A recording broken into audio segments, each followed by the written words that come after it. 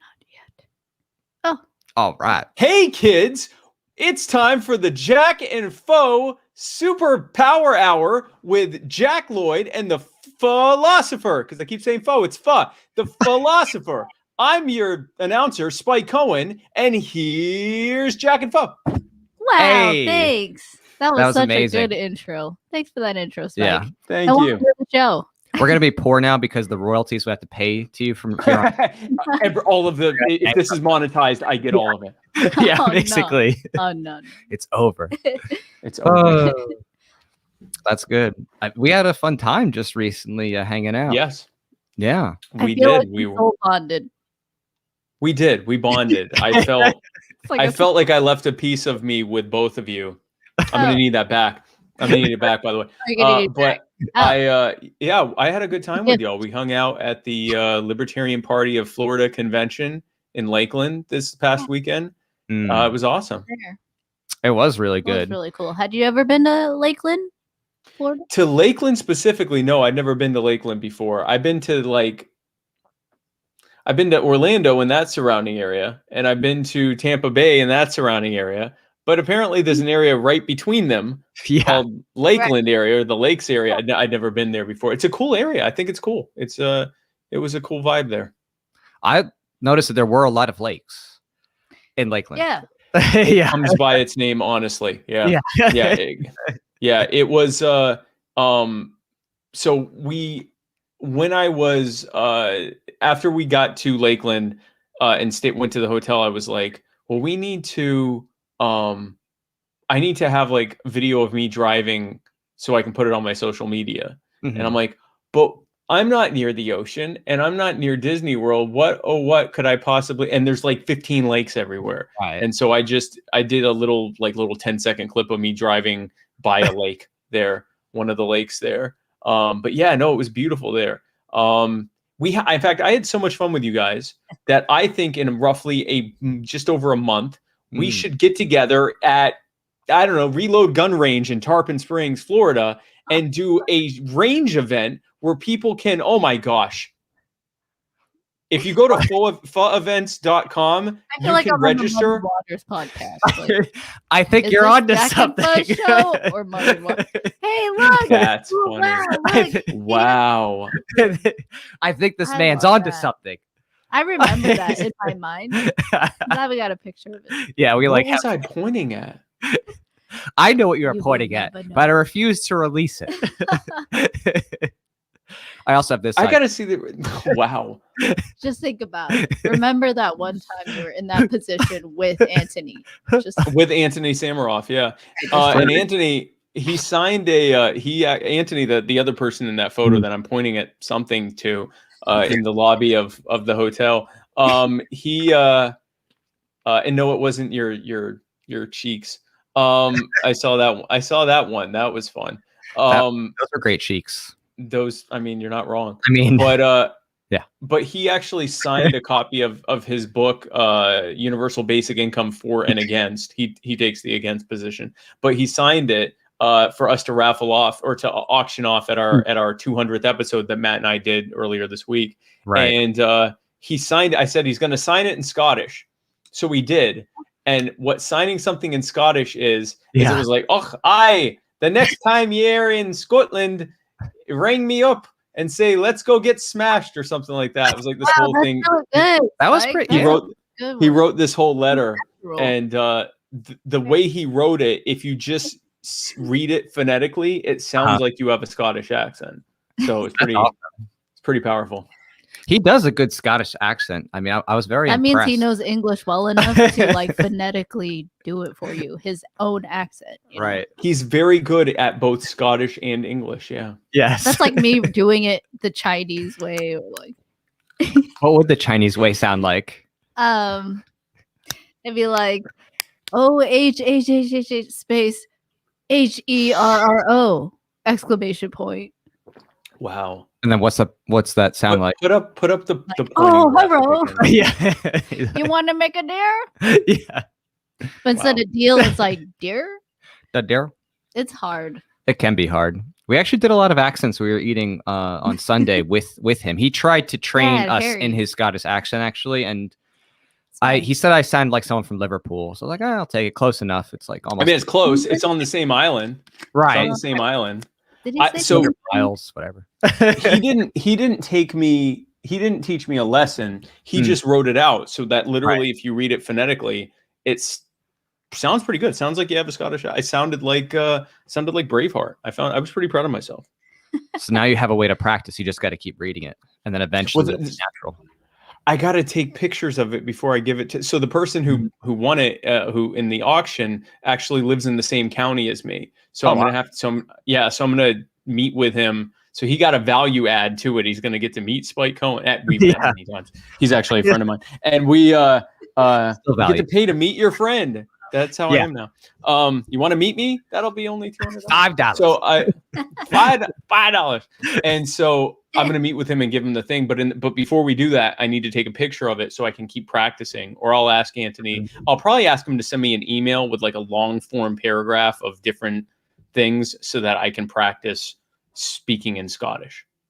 I mean, hey, that'll help me with the Scottish vote. Exactly. Yeah, you get both of them. Okay. both people.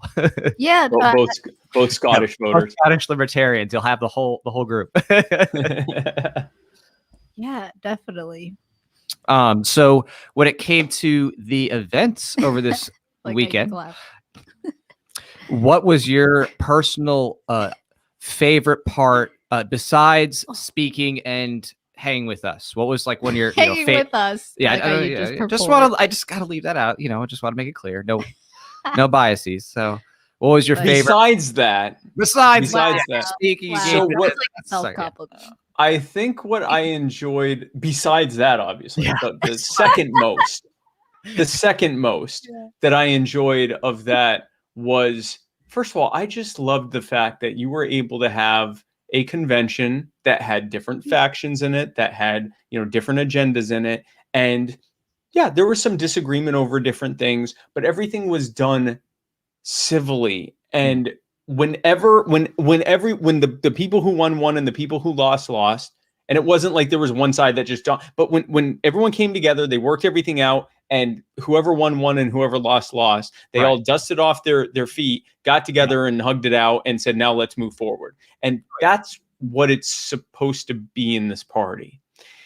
If we all, and I said this at my opening speech in Florida on Friday, and I say it everywhere I go, to anyone else that is in this room, and I usually start by saying, who here is ready to end the wars? And they who's here is ready to end the Fed and taxation and the war on drugs? And they all cheer. And then I'm like, who here didn't cheer for any of that? Dead besides Flaw. Everyone else should know I like the wars. I saw you. More wars. Right. Yeah. And the Fed, if anything, really.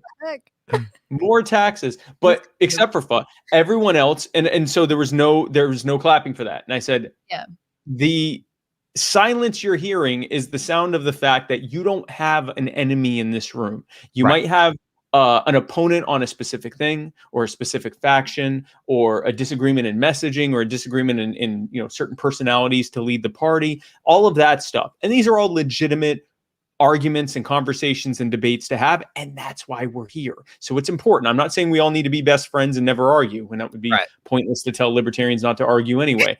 What I'm saying is that friends argue. Yeah, exactly. Friends argue, and libertarian friends argue even more. But everyone in here, if you all sat down, go over to whoever you think is your opponent in this room and write down 10 issues, and then ask your opponent what they think about each of those issues: healthcare, housing, higher education, whatever, the wars, immigration, whatever. You're probably going to agree 90 or 100% of the time. You're probably going to agree, if not on every single thing there, all but maybe one of those things. These are not your enemies, and we need to stop treating each other like enemies, and we need to start working together. And I was so excited to see that that's exactly what happened there in Florida.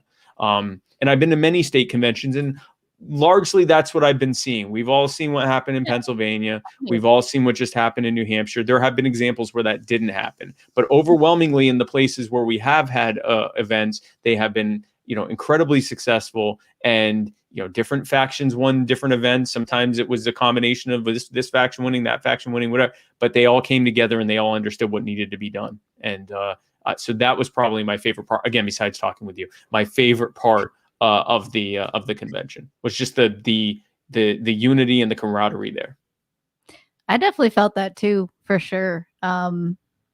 Everyone was respectful. I saw a lot less socialists.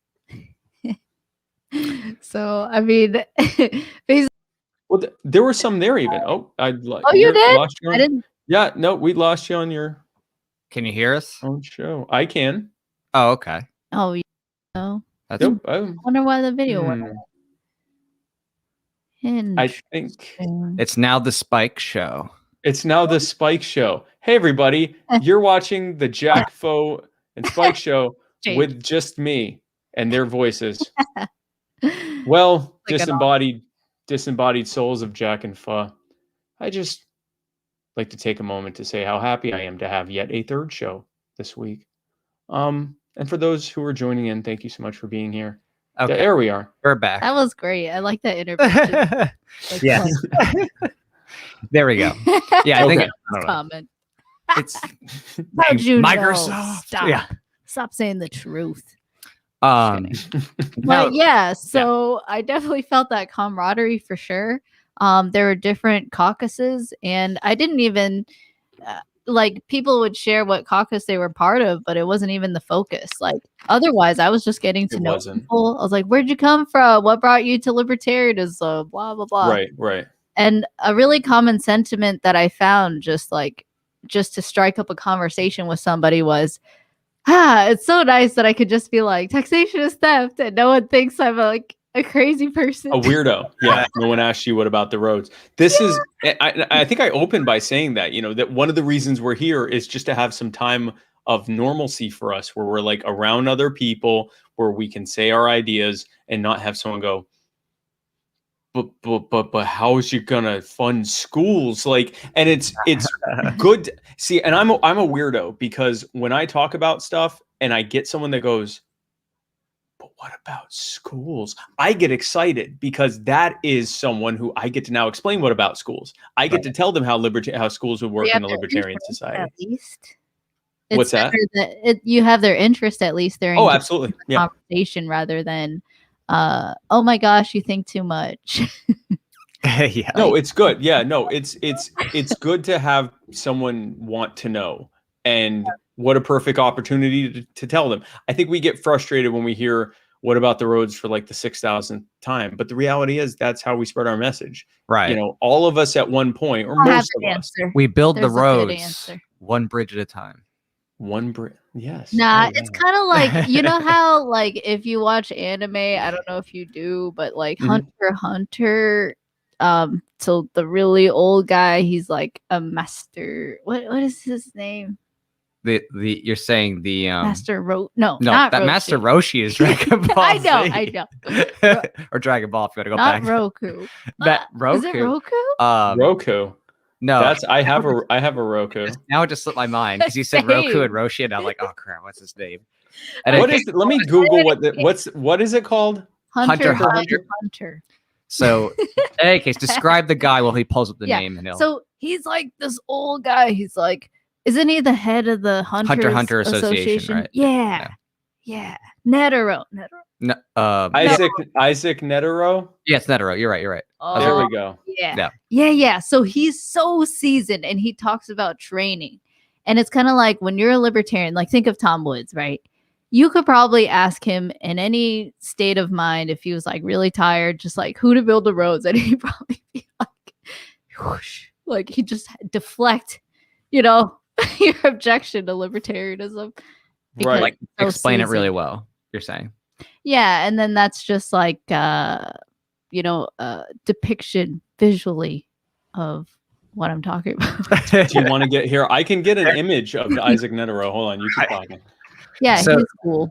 So basically what you're just saying is that there's lots of people in the liberty movement who have that level of experience, and it's just that easy. Like when you get the roads question. To me, I do find joy from it too. Like you, Spike, that I do find it fun, and it's more about the person that I'm talking to. And, you know, I just remember and empathize when I was a statist and I said, yes, who the roads? I said that. And I was like, but who the my police? I'm like, I don't know how to use guns. Like, I watched all the Hollywood shows, you know? I'm like, a silencer, that thing is dead quiet. Whoa! Put it here we go. How did you have control? See, now Spike, this is me. Final form. Wow. Yeah. Look at me. I am your Netero now. All right, Spike, who to build the roads? Who to build the roads? You are. Who will build the roads? Okay, so the first thing I say when someone's like, "Who builds the roads?" They will build the road. You're gonna point at me. He's explaining. Yeah. I'll tell you who builds the roads. Yeah. If you look, this guy will tell you how to build the roads. No, the first thing is I say, you know, because they'll say, who will build the roads? And I say, well, right now you're paying for the roads to be built, right? And they'll say, yeah. And I'll say, okay, who has the most to gain or lose from having roads? And they'll be like, I don't know. And I'm like, well, let me put it this way. Who's making the most money from the existence of roads? You make money by being able to go to work or being able to travel and be able to go to stores. But who's the one who's actually benefiting the most? Walmart, Costco, Amazon, even companies like Netflix, they need to have the infrastructure in place for people to be able to bring cable out to you or to service your internet if it's not working so that you can use their services. Amazon obviously needs the roads to go to bring stuff to you. Walmart and Costco and Target and all these big box stores and and then even local stores and mini malls and everyone else, they need to have roads for you and literally everyone else to be able to go to them and for them to be able to come to you, which means they need all of the thoroughfares that are currently in place, not just you directly to them, but also for everyone to be able to get around everywhere. They need all of this infrastructure in place. They need roads, they need bridges, they need electrical, they need water and sewer, they need all of it, or else none of them can profit from this. Now, who's paying for it? Why are you paying for it? Why does Walmart? They'll just offload it to you in the prices. They just offloaded it to you. Now, they come into town and they go, okay, I'm going to open a new Walmart Supercenter or Costco or whatever, and I'm going to need you to build a merge lane here and a turn lane over here. And you know what? I'm probably going to need to build a road from over here so they can get here more easily, and go stick them with the bill for it with their property taxes. Right. Even Disney does that right now. They have a huge, massive land, and they built all private roads because they want people to actually go to their various theme parks and resorts and enjoy the way there and have smooth roads for your tires to. Yeah, exactly. Right. And because they built it, they did it far more efficiently than if the government did it. Because people will be like, well, are you saying to tax the companies? I'm saying no. If you take the roads out of the hands of government and say, this has to be taken care of by someone, people are going to eagerly step up to fill that void and take care of it.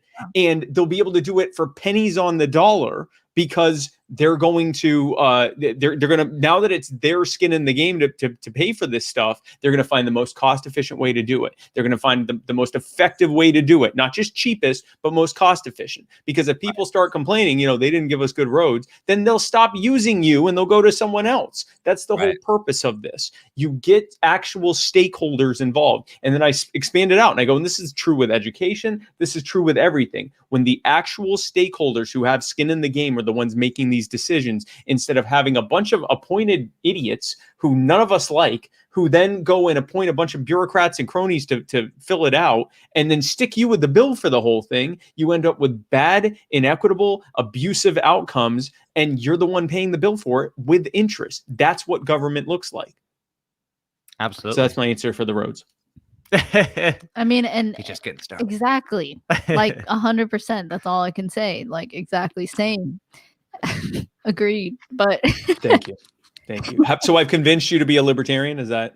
Oh, I'm starting to feel very convinced. I'm starting to feel convinced. Okay. Well, even then, it's like, and a big part of it too right now is that people talk about, what about the roads? I'm like, have you thought that the roads are already there? You know what I mean? It's like roads There's are that as well. They just need to be maintained. It's just future made. Crumble. Right. If government goes away, they will literally crumble. They just disappear. In fact, every time tax rates get lowered, you see like on the margins, the road just starts falling apart. And it's warning you. It's saying, if you lower the taxes anymore, you're going to lose your shoulder. You're going to lose the merge lane and the turning lane. And eventually it's just going to be that little strip in the middle with the line on it. It And then you're fades like screwed. Michael J. Fox in Back to the Future, like when he goes back, Yes. it starts to disappear. The roads just start to like fade away. Like, Yeah. like, oh my gosh, they reduced Like in tax the, like 2%. The roads just start to fade. It's good. you could see every time that, I mean, you remember the tax cuts, the Bush tax cuts, there was, you know, like about 10 to 15% of the road just disappeared. It was terrible. God.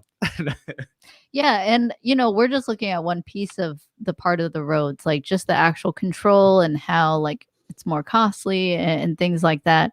But it's also the other things that's not part of that equation that does affect it, which is like, what are they doing to the money? Oh, is everyone forced to use the U.S. federal, U.S. dollar and just print it into oblivion, and then like also borrow trillions of dollars and also extract millions of dollars from people every year, probably more, but just like from you alone, it could even be, it could be like 50,000, it could be 20,000 a year. That's like a car a year. That's like a big chunk of debt. That's like a, for some people, a student loan debt or whatever, and those are all the other stuff besides just looking at the cost of roads and even the need for roads, right? The value of roads versus what if you had like airplane B&B? I mean, yeah, like, you could rent an airplane and it's a private plane. You're a private, plane flyer, but like you have some extra time or you want to go here to like, I don't know, the Bahamas. And, and you're like, I'm going to go anyway. Let me make some money to like pay for the trip. Like, that's so cool, but like, when you have the feds involved, like they don't like it because they want control over all the airwaves. So you can't have opportunities like that. And also you can't have the wealth to even try ideas. Even you can't have the wealth, and the cost of living has spiraled so out of control. One of the things that I keep talking to people about, and I love bringing it back to the Fed, because I'm that kind of libertarian too, that always likes going back to the Federal Reserve. Yeah. Mm-hmm. Except I tend to present it in terms that pisses off normies about the Fed. So I'll say something like, imagine if every dollar that you made was worth 50 times more than you have right now. Like, imagine if every time you made a dollar, it was actually worth $50 in purchasing power, and nothing else changed. The price of things didn't go up. It literally was just, you got 50 more bucks. And imagine how much money you could put away. You're no longer having to use, you're now able to pay off all your credit cards. You're able to put away money. You're able to build a nest egg. Every year you can put 30, 40 bucks on every dollar, of every 50 bucks you're making, you probably put about 40, 45 of it away and save. You can spend better. You can spend more money. You can live a better life. You can be putting money away. You can be building this nest egg. You can eventually not have to work for anyone else, start your own business. And now you're making all this other money. That's also worth $50 more than every dollar that you're making right now.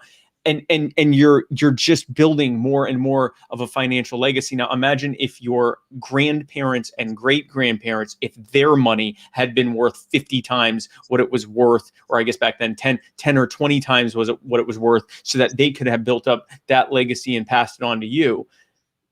That's how much the Federal Reserve has robbed you, because in the 113 years that it has existed, it has lost roughly 98% of its value.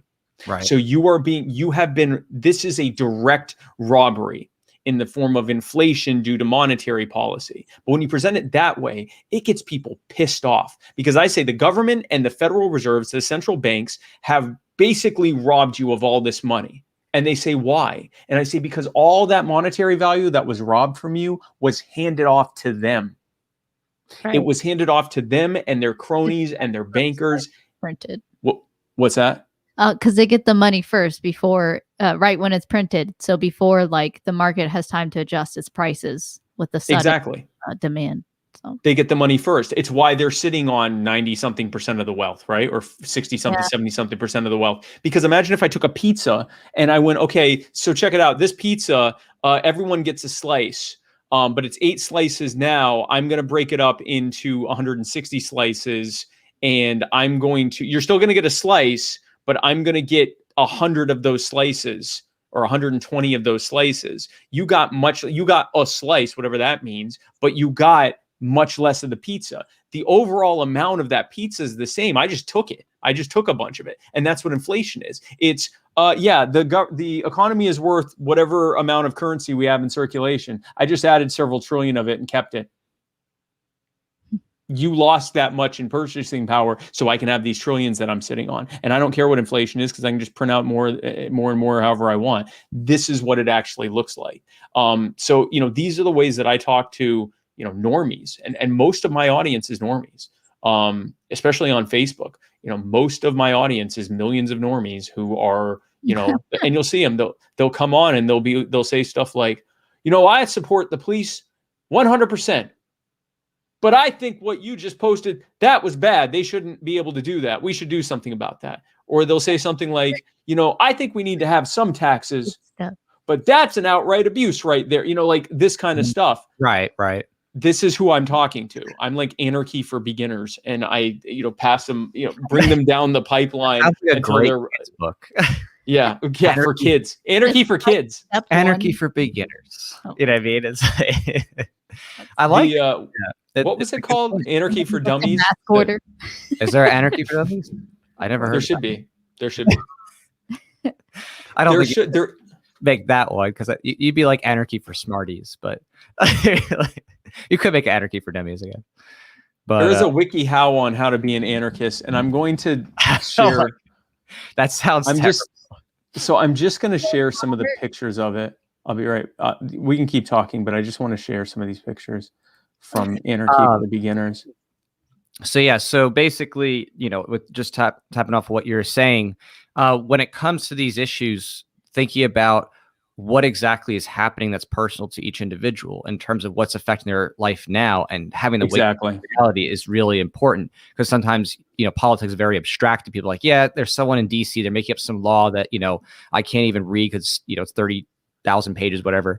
But taking it and be like, hey, by the way, this particular policy, this is actually affecting your ability to afford retirement or afford, pay for your kids' college. I mean, that's exactly stuff to hone in on and make people realize that this, I guess you could say, position that the Fed's in terms of how they arrange fiat and get rid of sound money, that is, the normal market money, really destroys people's generational wealth. So I think it's robbing them. Yeah, right. Is extremely important for people to get, and is very relevant for anybody who's actually just working and has money to be like, oh, really? Like, wait, you mean to tell me, like, okay, it's more than just what's coming out of this paycheck stuff that I see. There's also all these different hidden ways that they're eroding my ability to save. I mean, it's pretty powerful stuff.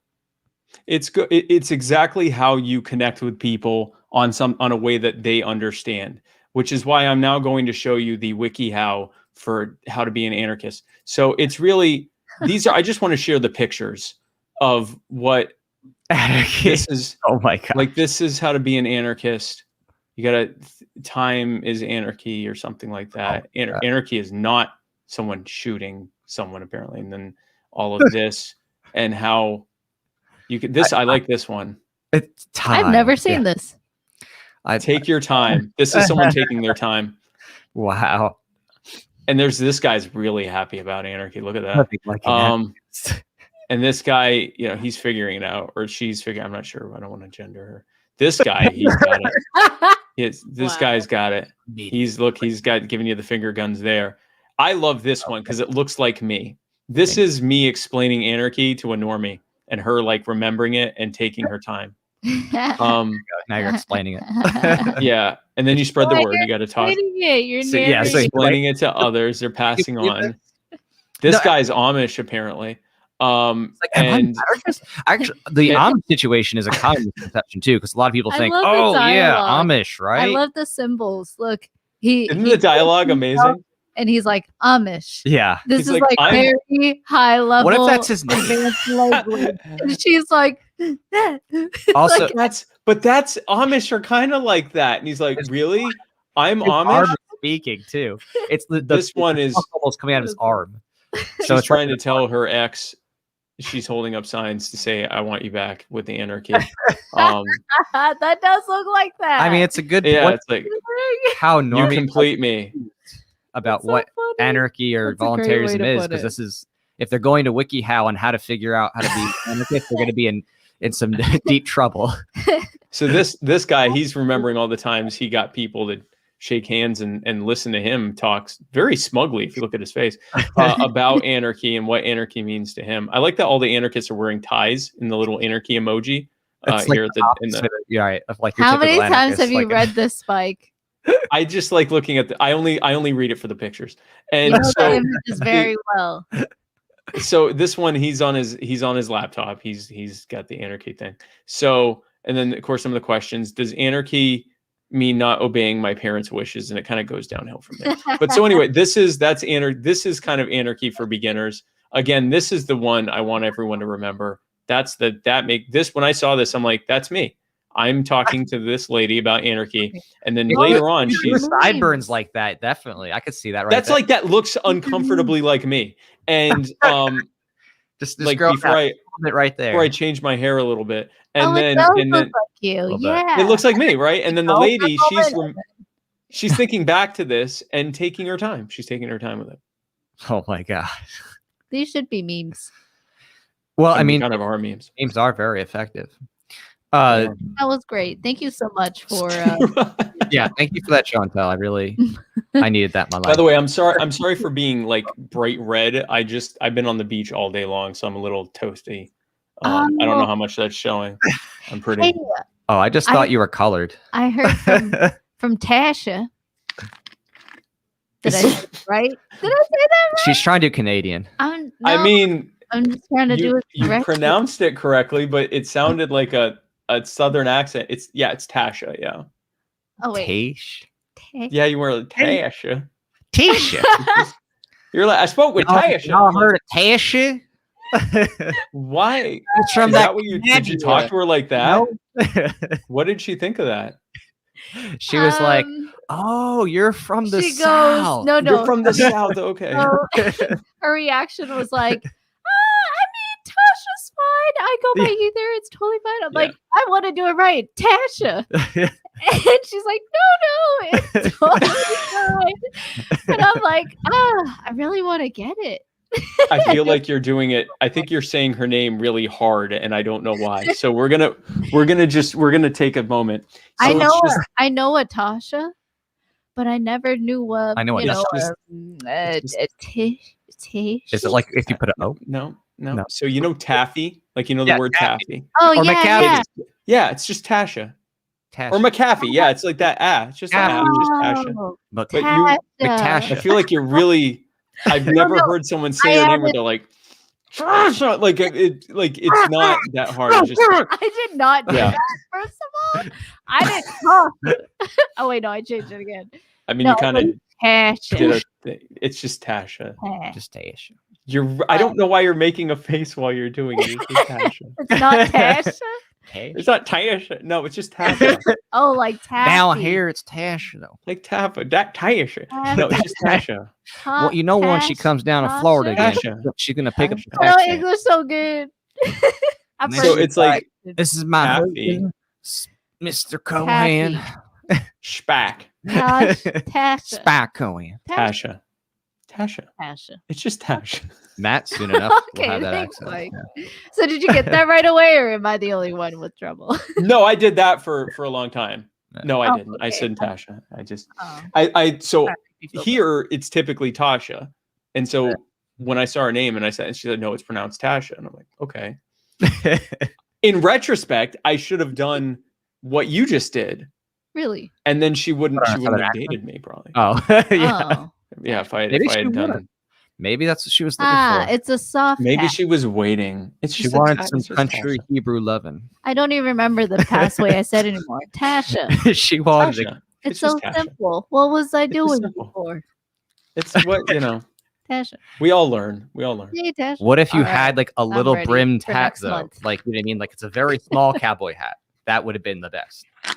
Oh, like where it's off to the side. All right, right. No, like a little have a keyboard, hey, Tasha. but it's actually a cowboy hat. So it's like the Tasha. ultimate mix of it's like Southern plus Hebrew.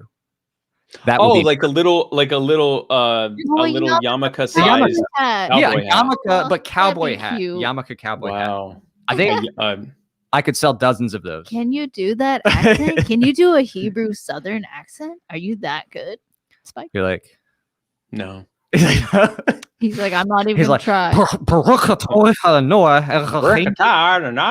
Yeah. No, I don't. That's still that's really just still a Southern accent. But no, I mean, there are a lot of Jews like in Texas. You could make like a Jewish cowboy hat that would be yarmulke size and just like be right there. That sounds Go to like a great Texas and movie. sell And it would cover my bald spot. So I have the Jewish balding pattern here that explains why our yarmulkes are right here. It's Well, like, which one came first? that's That what I'm bald spot thinking. or the young? I thought The that's bald what I spot. thought. See, I think Or it's the a yarmulke. plot by Big Keeper in order to cover up the most common male pattern baldness for Hebrews. Yeah. I know. No, honey, I swear No, they- I'm wearing this to be closer to God. Oh, are you sure it's not where you just covering your bald spot? Oh, my bald. I didn't even know I had a bald spot. I'm just covering I'm just, God said he wanted us to show submission by wearing this thing, but just right here.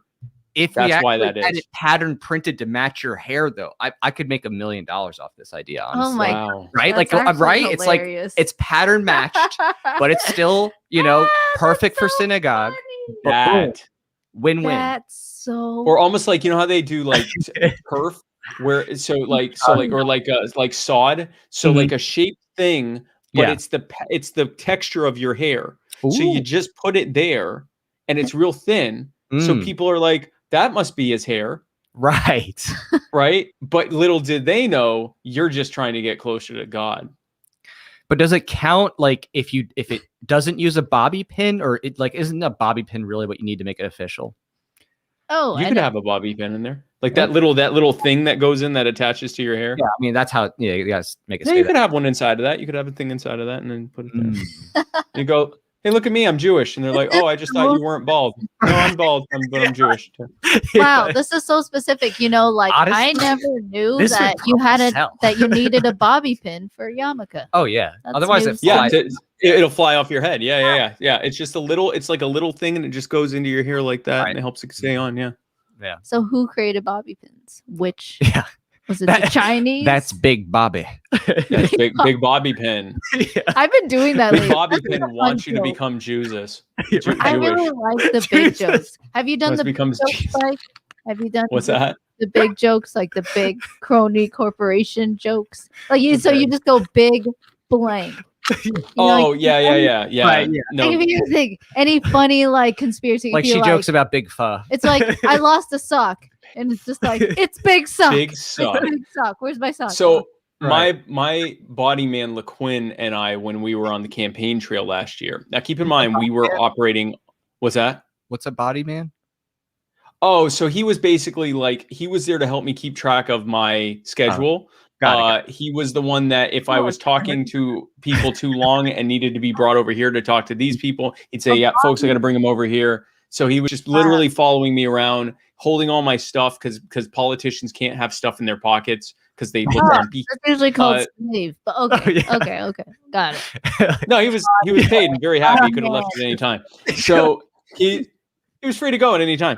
And so he like opened doors and stuff. Like he was that sort of behind the scenes guy that was doing all this stuff. He's also like my best, like probably, if not my best, he's one of my best friends. I've known him for like 12 years. So I picked him and I'm like, why don't you come in and go with me?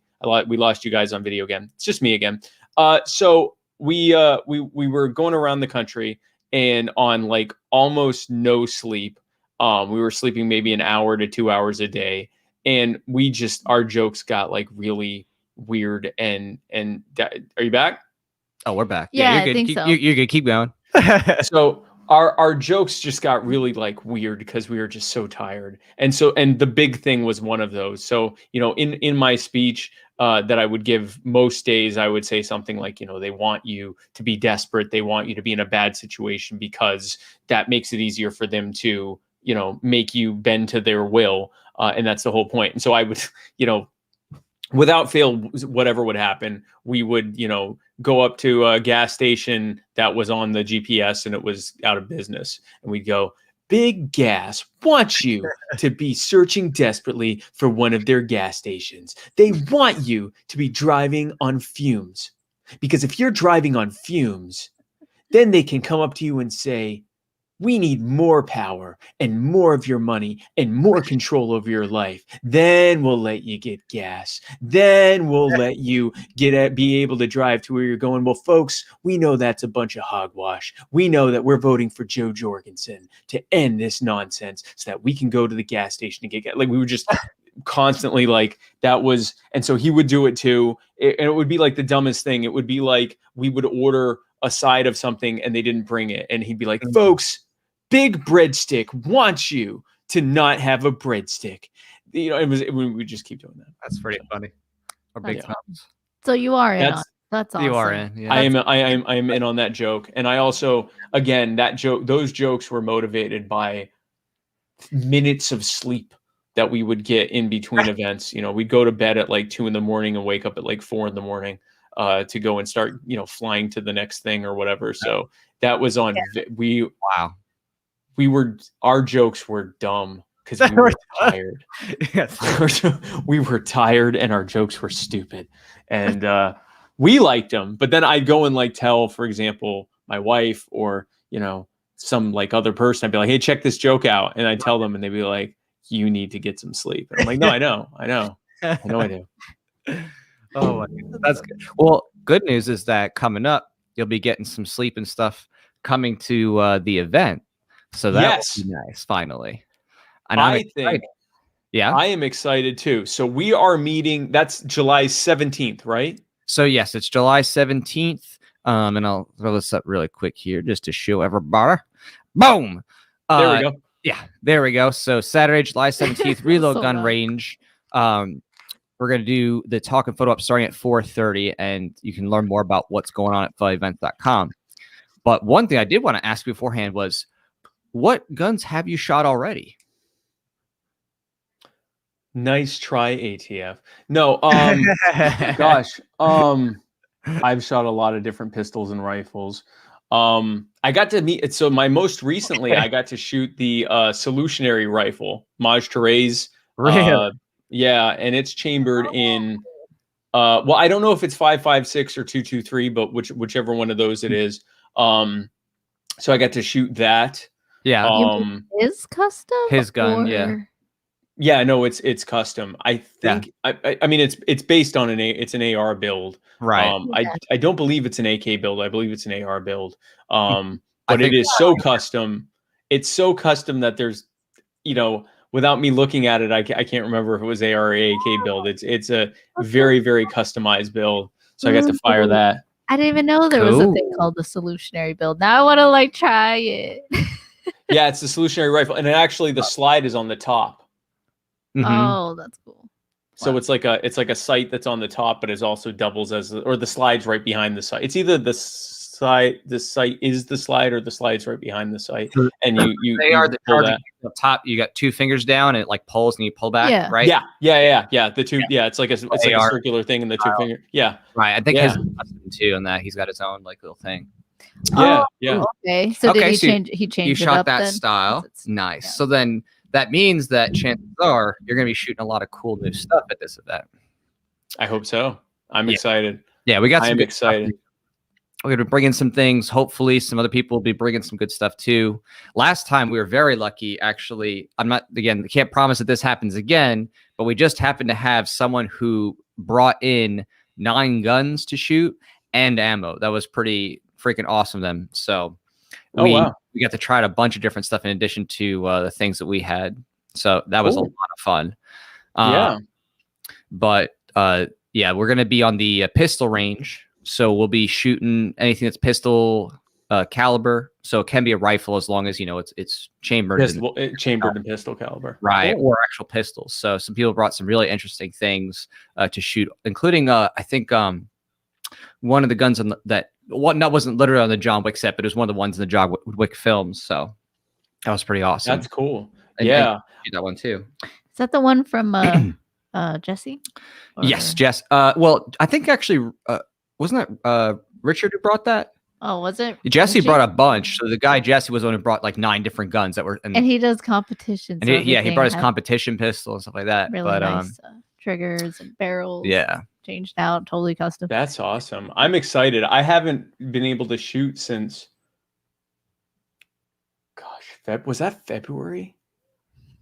Yeah. we did the Monstray thing. This past February? No, that was the Monstray. That was December, wasn't it? It was either December or February. Oh, I'm gonna look it up. This is me just Googling. This is the Spike Google thing. a long time ago. There was a bunch of people shooting at the event too from that is at the LPF con. There was a group of people who went and shot, but we didn't get to go. But they were apparently shooting a bunch of interesting stuff. But that's always a libertarian there was event. one that Richie had that I really wanted to shoot, but was it a Tavor? I can't remember. But anyway. Yeah. Wow. No, that was back on. This doesn't say where. This was back in. This was either November or December of the. Yeah, this was either November or December of last year. That was the last time so long. I know it's been forever. I haven't had time. I've literally just been going every weekend. I'm at a different event. It started in. I thought I was going to get the holiday season off. Turns out no. And then wow. This year started with a anti-lockdown event in California in Sacramento back in January, and I have been a different place every weekend since. Oh my gosh. Wow, it's been 6 months. So is this your first time home, or do you have you been at home like every month? Oh yeah. Yeah. In between the weekends, I'm typically at home. Now this one, I got home yesterday, and tomorrow I'm driving to Greensboro, North Carolina for their convention and to do a big outreach event there. Then the following weekend, I'm going to be in Michigan for their event. That's my birthday weekend. The following week, the 4th of July weekend, as of right now, is free. But I'm already having people in South Carolina asking me to do something for 4th of July. My best guess is I'll end up doing something for 4th of July. Then after that is an event, the Breaking Boundaries event in Tunica, Mississippi. And then after that is your event for the 16th and for the 17th. And then after that is the and then it's getting blurry after that. What's that? Are you tired yet? Like you feel like? You know what? I sleep well. We make sure. So I keep reminding myself during the campaign when I'm like, or during this when I'm like, wow, this is difficult. I remind myself, right now you're going to a different place every weekend, and then you get to come home and have a relatively. And also I'm retired, so like anything that isn't political, anything that isn't my activism or whatever, is just me spending time with my wife, having downtime, whatever. Like because I don't have a job. I don't have a job. I don't have a job. Lazy millennial bum. No, I mean I've been retired for almost 5 years now, and my congrats. Well, thank you. 65, or whatever the new age is before you can get 67. No, I had my business and sold that, so I'm past that now. But when I get like, man, I'm real tired, I could use a break. It's like, hey, schmuck, remember 5 months last year where every single day you were in a different place, sometimes multiple states every day, and you never had downtime. You had like 5 days off the entire campaign, and they were never contiguous. And even on those days, you had a ton of interviews and stuff. You didn't just get to hang out; you were still doing stuff. You can do this. So that's what I tell myself. And again, I'm enjoying it. My purpose of doing this is to bring people into the liberty movement and keep the people who are here excited and give them things to do so that we can actually make changes. Because this is what happens every time after a campaign, right? We saw this with Johnson Weld. We saw this, I don't know how much we saw with Bob Barr, but definitely with Johnson Weld. We saw all these millions of people. They came in, they voted, and then they're like, hey, what's next? And the answer was nothing. There was nothing next. And so many of them fell off, and we lost almost all the momentum. Coming out of this campaign, I started to see that same thing happening where it was like, hey, everyone, thanks. See you in 4 years. And it was like, no.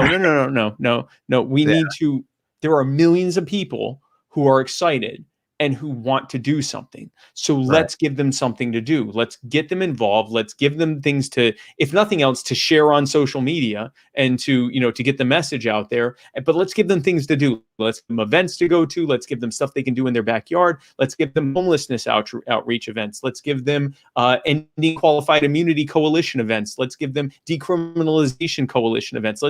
Let's meet with other people who agree with us on specific things, work with them, and then invite people to come and let's get excited about it, because nothing wins like winning. And the more success that we can have bringing people in and accomplishing things, the more we can build on that excitement and bring more people in, build a momentum, and get real things accomplished. We spend so much time every 4 years worrying about the White House.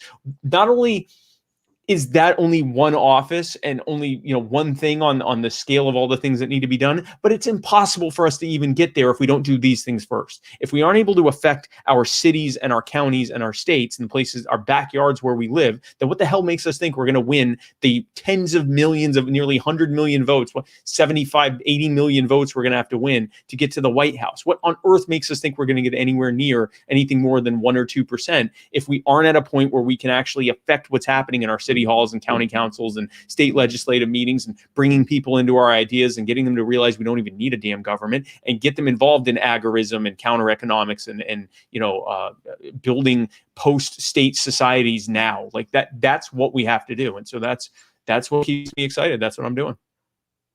That's great. I love that. I really felt that at the conference too. It just reminded me being in person, there's nothing else like it. Like going, shaking hands, being around so many people, helping each other out, like, opening the door for someone. Like those are memories that you'll always remember. And while I remember a lot of the interviews that I've had and have met a lot of, cool friends just from being interviewed by them, Spike, but there's nothing like actually meeting somebody in person, being able to give them a hug, get to know them, treat them out for food. And I love that idea of just that focus on your community. I mean, at the end of the day, isn't that what it is? Like, with the state or not, you live around the people you live around in your community. They liked that particular area of whatever geographical area, and they liked the weather there or whatever, and they bought land. And now you're each private property owners, and you should learn how to coexist. And I think that most people do. Most people they don't want conflict. I mean, humans naturally avoid conflict. There's just some that have a lot of power and would rather use that power to like control others and just acquire more wealth and property. Makes sense. That's also a desire too. The two things it's really, they both boil down to the same thing. What makes someone much more likely to use conflict is if they can be removed from it. And the two ways that you can be removed from the conflict you want to see is through power, so that you can actually force other people to do it, and by proxy, so that you can vote for or hire someone else to do it. What voluntarism, anarchy, whatever you want to call it, what that does is it makes it where if you want to do violence, you can't proxy vote your way to violence. You can't build a voting coalition with a bunch of euphemism and good sounding terms to get people to vote for essentially violence and coercion on others and yourself. Frankly, it's going to hit you too, but violence against people. And you're not going to be able to centralize power in this artificial presumed authority situation that we have under government, where you can hire other people to use violence against each other and to use conflict and to inflict conflict on others. Conflict now, instead of it being something you can impose on others or vote via proxy for someone else to do, now it's something you actually have to directly do to someone else who's directly doing it to you. And for the same reason that you see people, they are on social media and they're typing and saying all these terrible things that they'll never say to someone in person, right? Mm-hmm. In that same way, you strip people, when you strip centralization away and when you strip proxy violence away, now you got a bunch of people that are going to have to actually work together and provide value to others. This is what happens when we look past the idea of a centrally planned authority.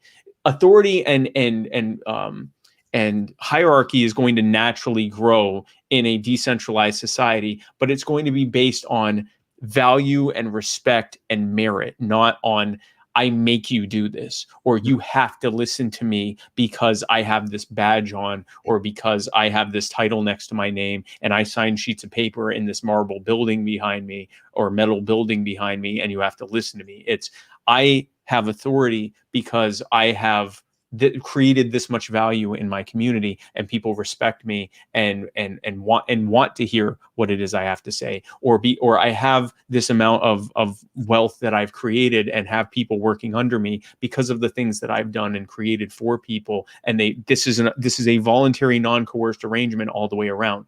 So for people who want to do well in life and get ahead, now, instead of giving them a cheat code where they can lie to people or rob people or use proxy violence against people, now you're stripping that away. And if they want to do well in life, they have to provide value to those around them. They have to be someone that people see the merit and value in, giving them wealth, giving them authority, giving them power, and so forth. And that's what a voluntary, anarchist society looks like.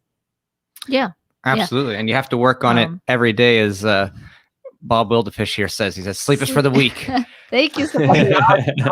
Bob Whittlefish. That's a cool name. Yeah. So, and that's basically, I think Spike's motto here. No, he works so much, and he's last year it was. I actually sleep. People think I don't get any sleep. I actually get like at least 7-8 hours of sleep a day. I just, I just tweeting in your sleep. You're like, I didn't say it was all at once. I just, I get a nap here and a nap there. No, I sleep well. I have around it, like I said, pretty much all day today.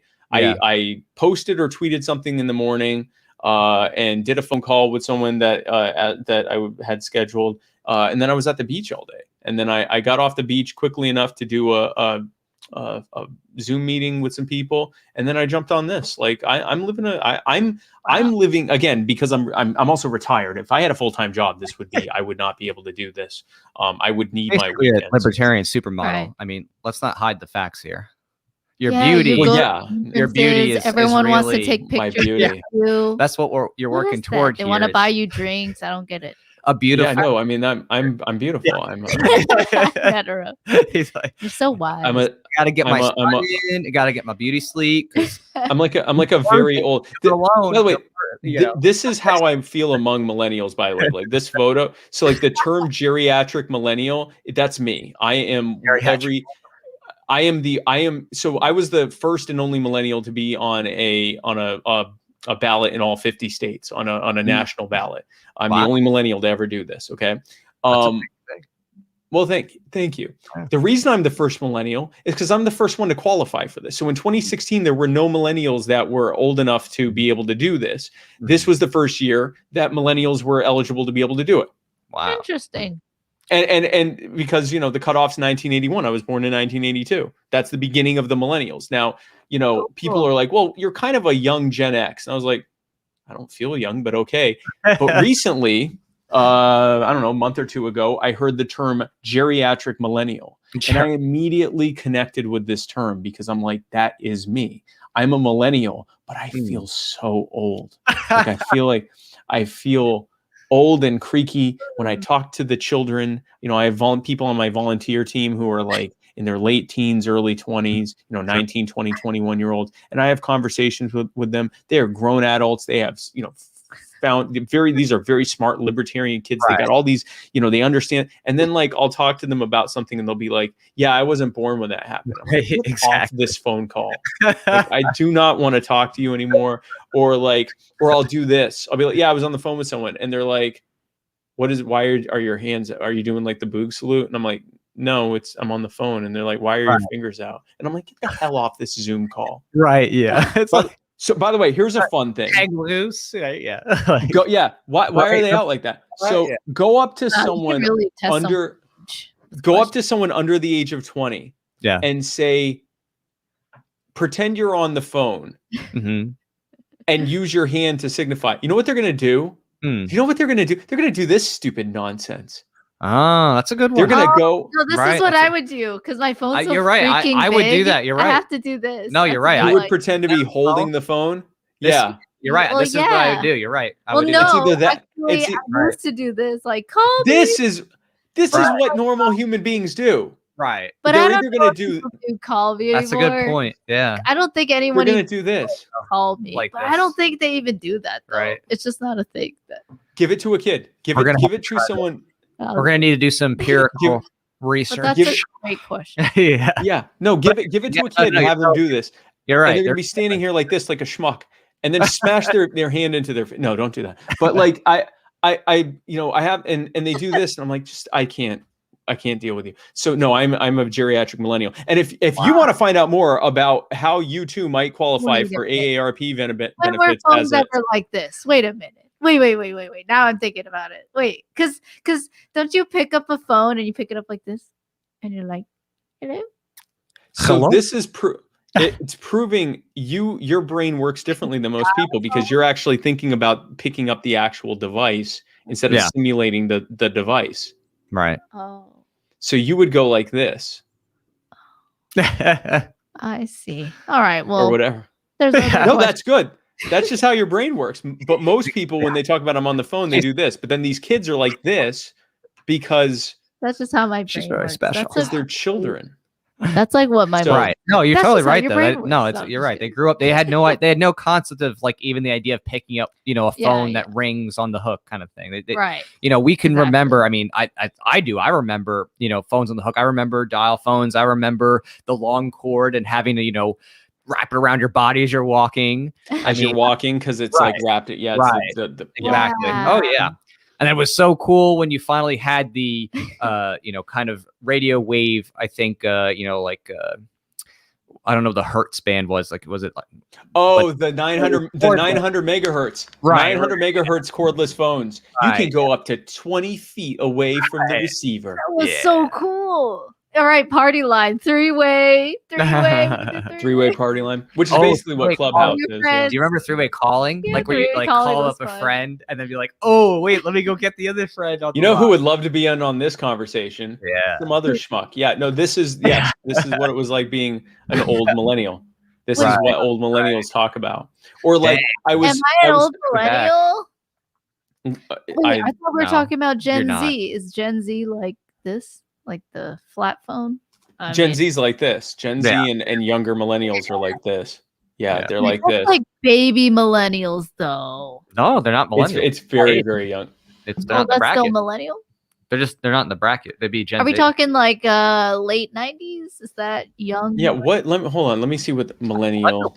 Some do it up to like just before 2000. Like that's late. Like if you Right. do 1999, some people do it that way. Some people will So define it that far. But- I have Okay, to. so Yeah. generally it's considered 1981 to 1996. So right now, anyone between the ages of 23 and 38 or 20. Mm. No. Anyone between the ages of 25 and 40 is a millennial right now. Okay, so Hmm. 25 to 30 are your young millennials. I see. Well, yeah, 25 to 30 are young millennials, and everything up here are older What's the millennials. middle age then? 30 to 30 to 35? 35. And then 35 to 40. That's like middle-aged millennials. Yeah. Right. Oh, okay. I got it. how do we But, reach out to middle-aged millennials? I have to. That's actually that a great point that that you demographic- said. beloved demo. I think there is. Yeah. I think you're right that there is kind of a difference between like if you're saying the age bracket just within 5 years, because within 5 years a lot can change. Mhm. So within millennial, you have like a span of 15 years. So you could have like the quote older millennials have a kind of a different experience where they may have actually been able to, like, for example, have a career in a rising industry Mm. that a young millennial was just a baby and couldn't, like, they were just a kid. So they grew up with it. They played with it. So the young millennials, a lot of them I notice really good with using the internet, really good with using computers. They're very handy and fast because a lot of them, if they were born in the 90s, like they grew up with that technology and saw it change slowly, like saw Game Boys become like crazy HD Game Girl. And graphics. had to figure it out as they were going along. Yeah. Yeah. Whereas you could say maybe like Gen X or the older millennials, some of them were able to, by the time the 90s came, they may have been old enough to actually like have a career in that technology and kind of have a little advantage in that regard because they could like actually make money through that time and kind of gain, you know, a hold of seniority, you know. So interesting. I find it fascinating. So we're seeing the first idiocracy generation where the technology has become so advanced that they just sit there and press the button because that's all. It's like they're the one that says, "Welcome to Costco, I love you," and they press the button. And it's like, and there's a lot more to take for granted growing up in this age, right? Because there's so many more things just kids these days. And delivered. We're now complaining about these kids. You can order these damn kids. It's like when I went to school, now you I had to walk through a pile of. You're like, when I went to school, I had to use Netscape, and I heard that, and it loaded the internet from my AOL disk. So another thing when I was talking with some kids at one of these conventions, and I call them kids. Anyone younger than me is a kid. So I've called people kids, and they're like, and they're like, I'm 29. I'm like, you're a kid. I'm sorry. And so I'm talking to them, and I'm like, you know, and you know, I talked about how like I had to get off the phone because someone was using the internet, and they're like, well, why were you being loud or something? And I'm like,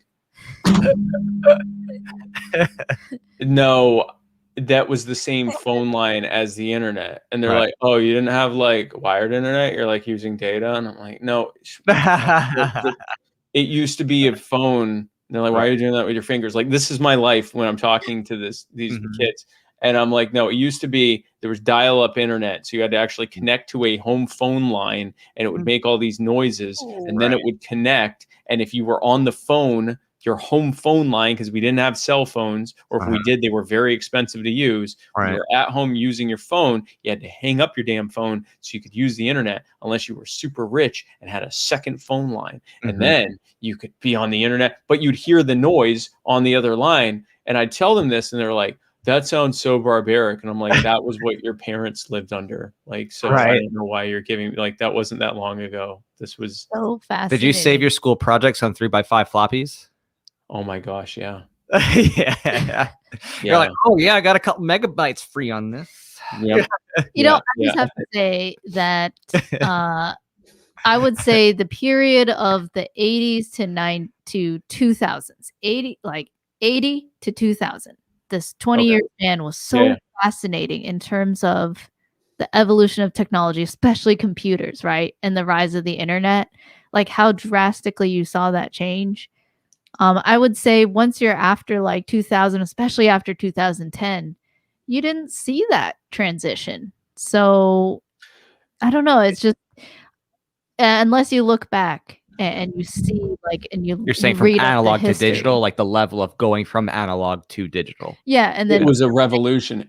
Everything changed almost. It was so weird that time because I was like 12, 13. Huge to little computers in your hand, and now like in a tiny little device, like anything, a Fitbit, a little watch, like it's incredible. And for me, like growing up in the 90s, it gave me a very unique perspective on and a true like love for just technology and free markets.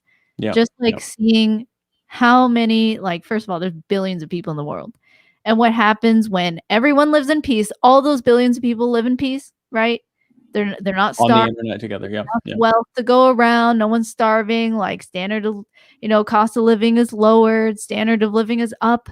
And then you actually have the free time to be like, okay, I don't have to spend my whole week trying to get some food and hunt this animal or whatever. I'm actually going to spend my whole week diving really deep into, I don't know, like computer science. I don't know. I just like the quickest. Whatever. Thing. Yeah. But, and then you can have all these innovations suddenly like go up at an exponential level and increase. It's a world that I can only imagine and only taste from what I saw just within that 10-year span, being in the 90s, like 10, 20-year span of just that rapid, 90s, incredible development. And the 90s. Oh. Yeah. No, the 90s were nuts because we started the 90s where the beginning of the 90s was not substantively different than the beginning of the 80s for the average person. It was, I mean, yeah, the cars had gotten newer, the politicians had changed, but that society was, we saw the beginning of some wireless phones and cell phones, but that was still something for wealthier people. That was a thing that we were talking about might happen in the future, that type of thing. Then all of a sudden the internet came in like 92, 93, and everything changed within like a 2 or 3 year period. We went from what the hell is this to I got to get on Amazon.com and buy a book. Like it went to like this, it went really weird really quickly. And then the next time there was that kind of an extreme, and then there was like you said, kind of into the 2000s, you just sort of watched that technology continue, but it wasn't like this revolutionary change. Then social media happened. And it was the same, like it went from, yeah, I heard of MySpace. It's kind of for me anyway. I'm like, yeah, I heard of MySpace. Sounds like it's for younger people. Not really my thing. Yeah, no, I've heard of Facebook. I should probably check it out. Oh my God, everyone's on Facebook. And now everyone's on YouTube. Everyone's on. So like that I guess late 2000s to now, where it's like just becoming this whole other, we're now in this like social media society. So it's just, it's incredible what can happen when markets are used. And the only bad that has come from any of those things has been when government has gotten involved and either forced actors in those markets to do things, or those actors have leveraged power in government to force others to do things. And the common denominator, again, is this is what happens when you put too much power in the hands of too few people and give them guns to point at everyone. And that's what government is. That's what that presumed authority of the state is. And there's no legal protection that's going to stop that. If there was, then the Articles of Confederation that happened after the Revolutionary War would have given us a very tiny government that we'd still be living under, that isn't allowed to tax anyone, isn't allowed to raise an army, and basically leaves everyone alone. It immediately was usurped with the Constitution, which gave some limitations of government, which were immediately ignored. Spooner was saying this back in the mid to late 1800s, that the governments that we have, their founding charter documents are either powerless to stop what has happened, or they were written intentionally to create these. In other words, they're unfit to exist. And I'll go even further and say the concept of presumed authority of the state is unfit to exist. Right. Definitely. And I think what that actually shows is that at the end of the day, it's culture and what most people accept as a norm, as ethical norms. That's it.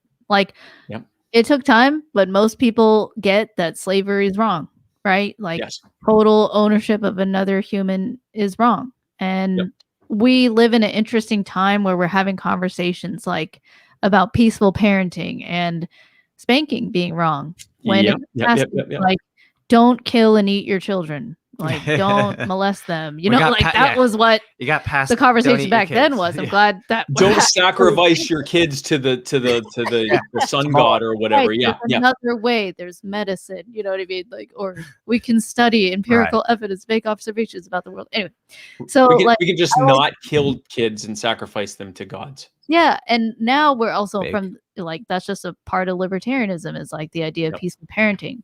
But there's also like the nature of the state, went from like maybe like tribal village, like take over, rape and pillage another one. And it's just kind of like, whatever, to like, okay, huge like societies where there's like one king or government, and there's a big royal family, and there's like a huge army, and it's all based on this like belief that that family is royal and they're like God, and then like things started to change. People started focusing on individual humans, individual liberty.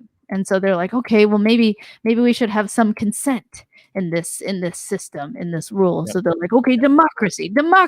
And now that's what we're kind of getting out of, I think, the death of democracy in all the societies around the world where they have adopted it. I mean, you even have North Korea, they like the term so much, like, oh, we're the People's Democratic Republic. Democratic Republic of Korea.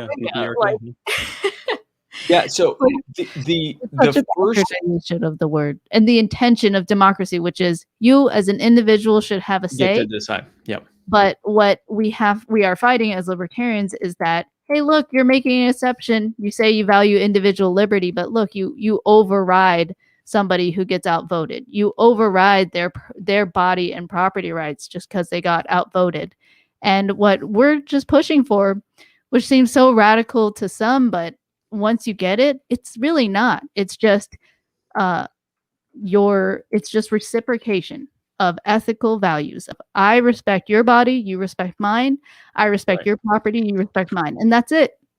Mm-hmm. And the world is our oyster. You know, we could build heaven on earth if people just stop killing each other or violating each other and more insidiously psychologically manipulating people and not being honest and lying and not being truthful and actually trying to seek truth in reality instead, just trying to deceive and control and manipulate. So that's what I think, as modern libertarians, what we're tasked with. It's more advanced than what people had to do with the past. It's more like cerebral. It's in your mind. It's more conceptual.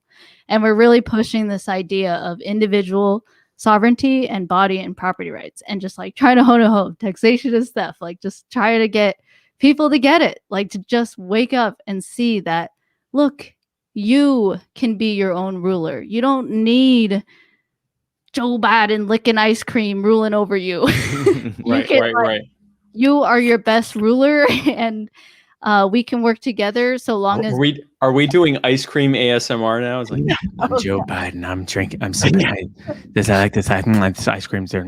This ice cream's very good. Articles talking about saying, "Hey, look at Biden make a comment about this while he licks ice cream." While he eats ice cream, it's who the hell? Yeah, cool. While he takes a note, I don't know. Cares. Well, they're like, look, I know you think he's a politician, but he's human. Look at him. Look at his tongue. He's not a reptile or a robot. Look. He's eating. Look. It's like when they really try to promote Kamala Harris eating a chicken wing or whatever, a chicken leg from a food truck. Wearing Timberlands.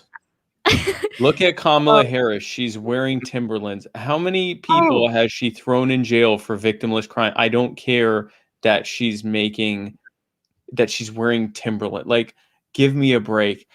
Right. Something interesting I learned about with government. Roll over me, Kamala. You're so step on me with you're so great. Yeah, step on me with your Timberland shoes. Ooh. So the first recorded government that we know of, that we would consider a government before the era or after the era of just people heading up tribes and killing each other for very scarce resources, like you were talking about. Right. The very first thing that we could call a government actually started in Mesopotamia. And what it started from this was when irrigation first started. They first realized they could manipulate the flow of water so that they could actually, have crops outside of right next to the rivers. So instead of it having to be right by the river, well, hey, we can divert this and bring it there and we can start having farms everywhere. Wow. What about that? That was the beginning of more set farm-based society, agricultural post, this was when the actual recorded era began. This is the coming out of the Paleolithic era into the Neolithic era. And so in this era, there was a problem with, there's a fixed amount of water. How do we get it to all of the, we've got these ditches we've created. How do we make sure that everyone is getting the water that they need and that it's not being, improperly used by just the first person there and they're not, damming it so that only they get it and everything else. And so they had these people, which were this person who was the governor. And I forget what their term was called, but it was basically the best way it's translated now is ditch boss. So the first head of a government was basically the ditch boss. He was in charge of going, okay, listen, everyone here needs a certain amount of this water that's coming from this area.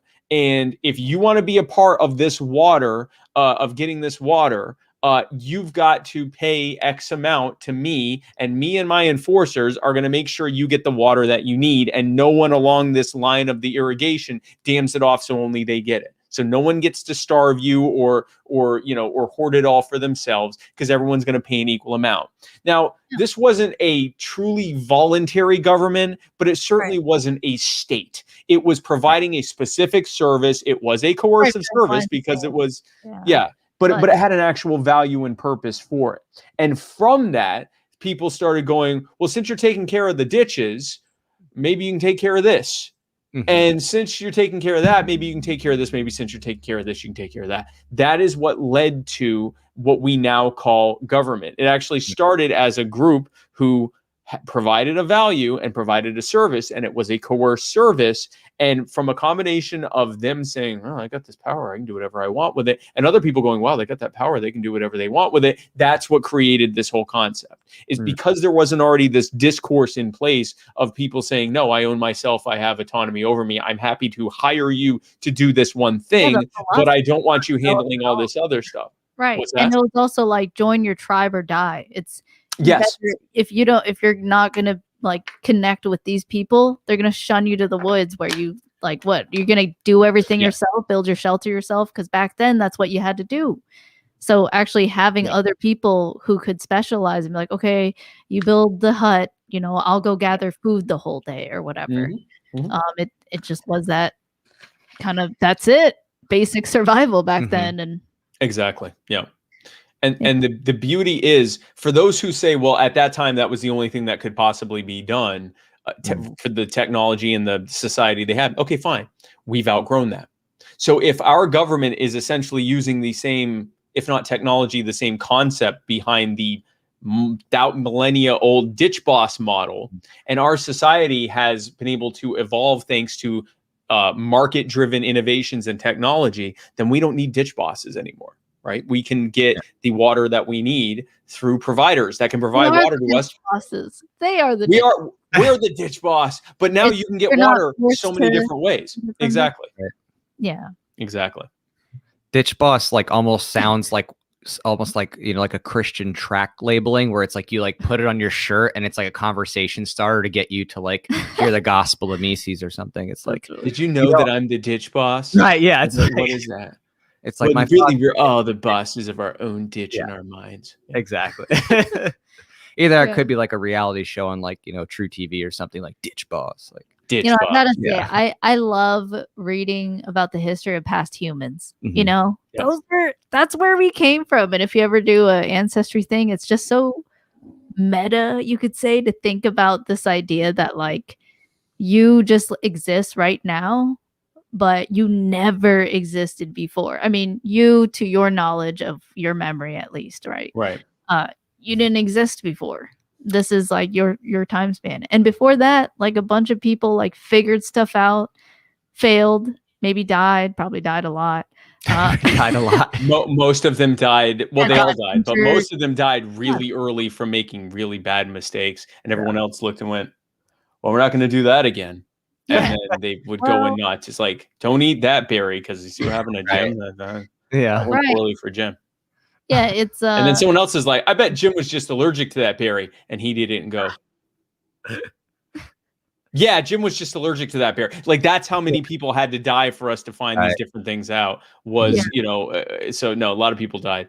And if you want to have an existential crisis while talking about history, then you can join us on July 17th at the Reload gun range, the largest gun range in the. It's like the East Coast or something. It's the largest gun range somewhere. It's the largest, I think, the country or something. It's in Florida. It's the largest. The top 5 largest indoor gun ranges in the United States. There we go. One of the top 5 largest indoor gun ranges in the United States. It's Reload Gun Range in Tarpon Springs, Florida. You can come join us on the 17th. Get your practice in. Go to events, PHOEVENTS.com and sign up today. We'd love to have you. Yes. I point back. Pointing finger. No, put it back. I'm touching finger. Yeah, would love to see you guys there. The past self. Love to see you guys. Present self. Yeah, it'll be. And thanks, Mike, for joining me, and being my co-host for my second ever event. It's second ever, but I think it'll be fun, and I think it'll be Yeah, good memories to be had, and I'm excited. building that personal connection, like you're saying. I mean, even from the first one, I networked with several people that I saw at like a Soho Forum event, that I saw Mhm. again at the LPF conference. Like, it was really cool to actually start meeting your fellow libertarians. Like, Yep. and that's what it's about. So, I mean, if you can't go, out of your state for whatever reason, I mean, look up the LP stuff around you. Maybe not even LP, look up different meetups and things like that, or start your own, or look into freedom cells. Just And if Go the to reason that you House. can't, and if the reason that you can't leave your state is because would violate your parole, we won't tell anyone. That's true. yeah. I won't tell Your anyone. ankle bracelet That's so funny. might. I will not. I'll be like, hey, great bracelet. I have no questions about it, and then we'll just go and do our thing. Yeah. If you have a bracelet, you probably shouldn't leave the state because they'll know. You'd probably be in big trouble. On No, that I won't tell. on that Right, note, yeah. Spike, I would like to ask, how in your life, like just reflecting, have you kind of always been pretty like friendly and charismatic and able to connect with anybody, or was that something you kind of learned over time? Am I that now? I mean, Yes. I thought so. I You're consider very myself reasonable, and I'm trying to be unlikable and like I'm trying to build. I thought I was building a pretty good like character of someone that no one like. No, listen. I started my web design company when I was 16, and I very quickly learned it was less about how much you knew about websites, and how it was more about the connection you could build with the person that you were trying to sell the website to. And that it was, and I come from a sales family. Like, we're all in sales, we're all in leadership positions for sales, or we all own a company where we're selling something. Like, we're salespeople, and I learned very quickly that people are buying you first. They're buying in on believing in you. And there's that old phrase, no one cares what you know until they know that you care. And if you can demonstrate that you care about people and that you are someone who can be trusted and someone who understands what's going on, then you can bring them to what your solution is for that. And that thing used to be selling websites. And I was able to grow that into something that allowed me to be able to retire a few years ago. When I decided to bring that to politics, I basically just brought that same thing over. And that's essentially what I'm doing now. And at this point, what I'm trying to do is to excite and encourage and educate and lead others in how they can do this too, because there's nothing magical about me or what I'm doing. I mean, I guess some of it's just my personality, but it's also something that can be learned. And I'm applying a tried and true formula for how to, as I tell everyone, people tell me they ask me, what are the books that you recommend for libertarians? And we're all supposed to like talk about, our favorite Mises and Rothbard and Spooner and, whoever else books, Hazlitt and everything else. And my thing is go and read The State by Frederick Bastiat, because it gives a basic outline of if the government is to exist, these are the only things it should be involved in, and everything else it shouldn't be. Then go and read No Treason by Spooner, because he then explains using English common law why and concepts of consent, why none of this is legitimate. And then when you're done licking your wounds from that and finding out you're an anarchist, then go and read How to Win Friends and Influence People by Dale Carnegie, because that is where it's at. That is the bread and butter of how to be able to make connections with people. I do think, like, personality wise, I've always been like this, but these are all things you can still learn. You may not be, a guru of networking, and you might not even want to do it. It might not be something you're into, but we can all learn how to be more influential and get people not just behind your ideas, but actually excited about them and excited to go out and spread the word to others as well. Yeah, definitely. I mean, and I'm with you. I know that, there's differences between people. Some are very extroverted, some are more introverted. Right. But I think most people, I've yet to meet a person who like truly just wants to be alone and doesn't all the want time. any No. love, no connection, no friends. Like unless they're like extremely traumatized, right? And they've been alienated that much. then Yeah, that's like environmental. But in terms of Right. like the common human need, it's pretty universal from what I've seen that everyone wants connection. So even if you're not someone who's like, I'm gonna go be and like be friends with everyone at the conference, just knowing how to like connect with someone, actually communicate, how to listen, Yeah. how to handle conflict, Yeah. how to be honest, how to be vulnerable. It's really important social skills, I think, that everyone should learn.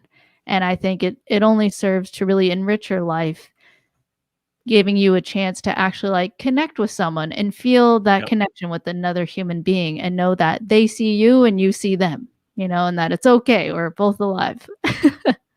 And then that gets them excited about what once they see that Yeah. you're a real person, that you recognize they're a real person, you made a connection, they I'm a know that you real care.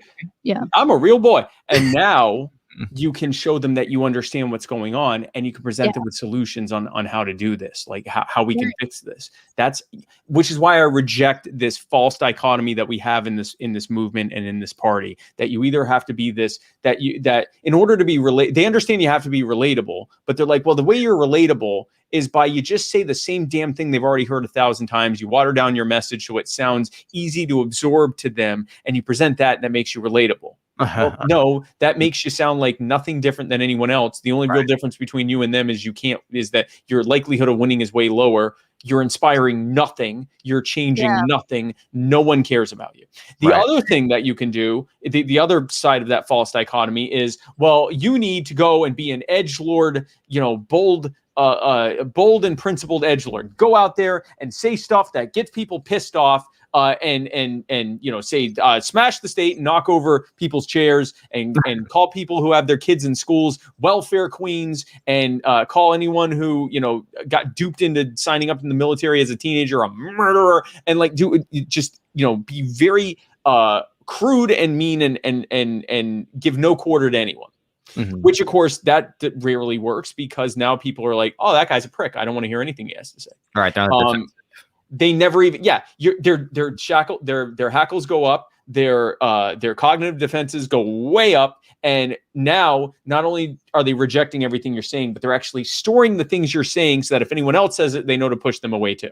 Mm-hmm. So they're actually not pushing away what you're saying. They're actually taking all of it in so they can go, oh yeah, I hate this person, and now I'm going to hate everyone else. Be like, this is what libertarians are like. He was this guy that like didn't even listen to me, just like didn't even hear what I had to say, didn't even care to understand, just kept telling me like what I should believe, and I think that that's like a fundamental mindset change. It's like when you look at a human, do you feel like patient, and do you have the desire to connect and understand them, or do you feel like impatient? You're just like trying to control them. You're like, I gotta get like 20 votes or whatever. Okay, this guy, like, I gotta get him to say, he's gonna vote for me. And like, it just becomes like, and I've been in sales. I know what it's like to be in that mindset where you're just like for the commission. You don't even see that person anymore in front of you, really. You don't care about their lifestyle. You're just like, are you gonna buy this or what? You know what I mean? Because you're like, I gotta eat. And long term, that doesn't work, and it burns people out that are trying to do that. The best salespeople are the one that have people calling them to buy the stuff because they've gotten so many people excited about their product or their service that they're now going out and telling others to come to them to provide that thing.